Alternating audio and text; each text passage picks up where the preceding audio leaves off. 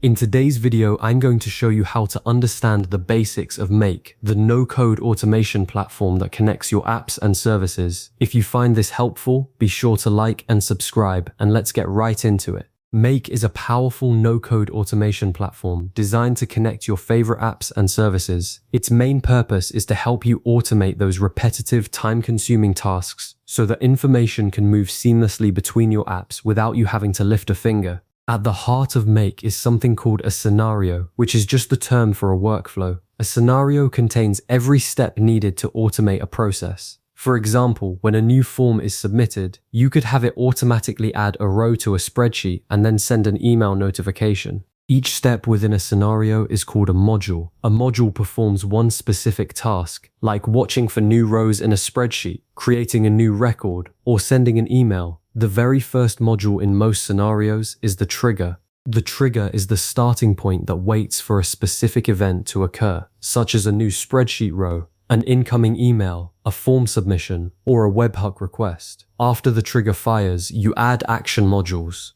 Actions are the tasks that happen next, like creating a database record, sending a notification, or updating a subscriber. To let Make talk to your apps, you need a connection. A connection links Make to an external app account, allowing it to access and exchange data securely. Make supports hundreds of popular integrations, so you can connect apps like Google Sheets, Gmail, Airtable, Notion, and MailerLite. When you set up these modules, you'll use a feature called data mapping, which simply means transferring information from one module to the next. For instance, you would map a customer name into a name field and an email address into an email field.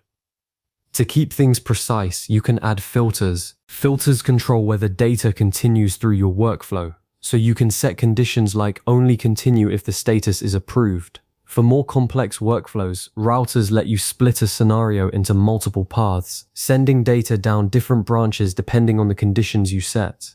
Webhooks are another powerful feature that allows external apps to send data directly to Make in real time, triggering workflows instantly. Once your scenario is built, you decide when it runs using scheduling. You can choose options like running immediately, every 15 minutes, hourly, or daily. For testing, you use the Run Once feature to manually execute the scenario and verify everything works correctly. As your scenario runs, it uses operations, which are the actions Make performs while processing data, and each module execution typically uses one operation. After a run, you can check scenario history, which records all your successful runs, failed runs, and processing details. If something goes wrong, execution logs provide detailed information to help you troubleshoot errors, spot missing data, or resolve connection issues, because failed modules will display clear error messages. A typical basic workflow structure follows a simple pattern: trigger, then an optional filter, followed by actions. For example, a new form submission triggers the workflow, a filter checks the status, and then actions add a contact and send an email.